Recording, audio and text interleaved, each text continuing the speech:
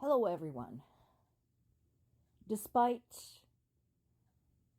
not getting a lot of aid, especially from the United States, and uncertain timelines as to when it's going to get support from other allies, Ukraine continues fighting. The drone strike against the third largest oil depot in Russia remains in the news.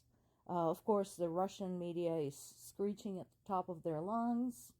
But what's good about this is that is a huge hit for the Russian military because, again, the size of that particular oil storage. That is going to seriously put a dent in their ability to fuel up whatever vehicles and equipment they have that runs on gas. Speaking of the delays with aid to Ukraine from the United States, House Republicans are justifying their refusal to support Ukraine by saying they're trying to protect the safety of American people. And I would like for them to consider where the safety of American people is going to be if Russia wins this war. Because, once again, a reminder, if that happens, and we are having to face this very real possibility, if that happens, U.S. will have to send boots on the ground to Europe. And what everybody with half a brain cell is trying to avoid right now, which is a direct confrontation between Russian and American troops, is going to happen. Go try telling American people then that you were just looking out for their safety. A few thousand Mexican immigrants crossing the border are nowhere near as dangerous to the safety of American people as Russia potentially invading all of Ukraine and ending up on Europe's doorstep. More from Russia, the woman called Daria Trepova, who participated in the bombing of a cafe last April, which killed a prominent Russian blogger who was popular for spreading lies about the war in Ukraine, might be sentenced to 28 years in prison. And that is an example of the kind of situation they have in Russia. Now, I do not approve of terrorism, but I understand why she did it. The blogger was basically an unending stream of lies, and propaganda about the war in Ukraine. Basically dehumanizing Ukrainians, spreading the big fake that Ukraine is basically a NATO province and that this is a proxy war. And all of that was not true. And of course, all of that led to the prolonged conflict, which meant more Russian soldiers were dying. So, of course, the courts did not take any of the extenuating circumstances into account, and this woman is likely going to die in prison. So, Russia doesn't have death penalty right now, although some people there, especially in the Russian government, are advocating for bringing it back. But considering the state of Russian prisons, this woman is going to die in prison. EU had announced formally that it's ramping up its military production. In addition to ramping up military production for domestic needs, whatever they might be, France announced that it's specifically expanding its military production to help Ukraine. What they're talking about is potential deliveries of the Caesar artillery systems to Ukraine and trying to basically fill the gap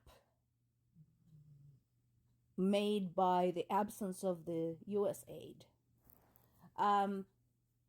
It's not possible because nobody has a military budget the size of the U.S.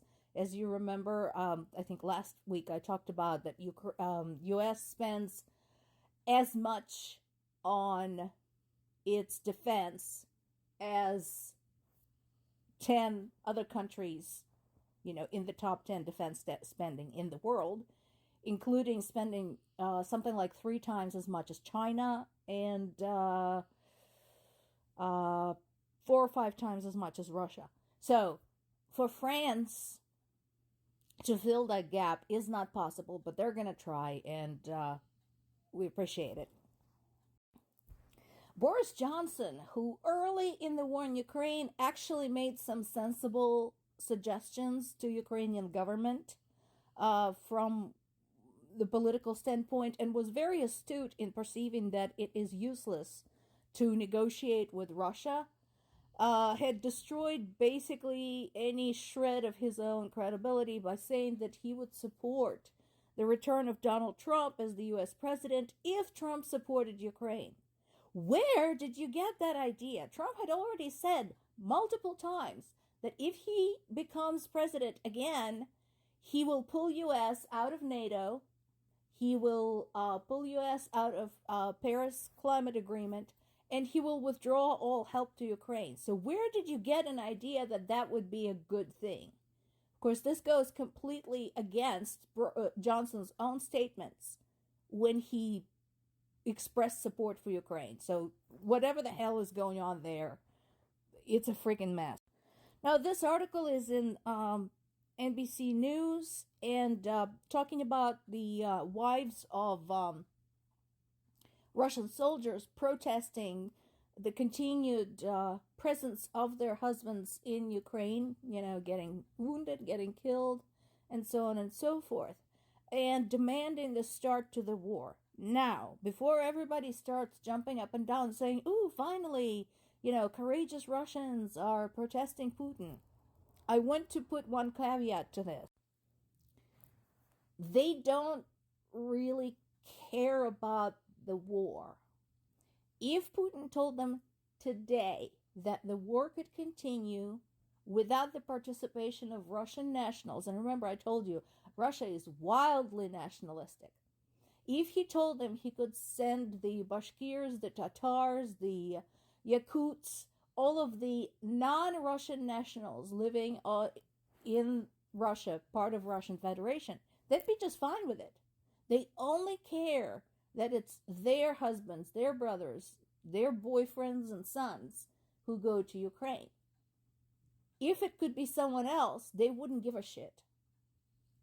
So when you see news about protests in Russia, protesting supposedly the war in Ukraine, they're not protesting the war.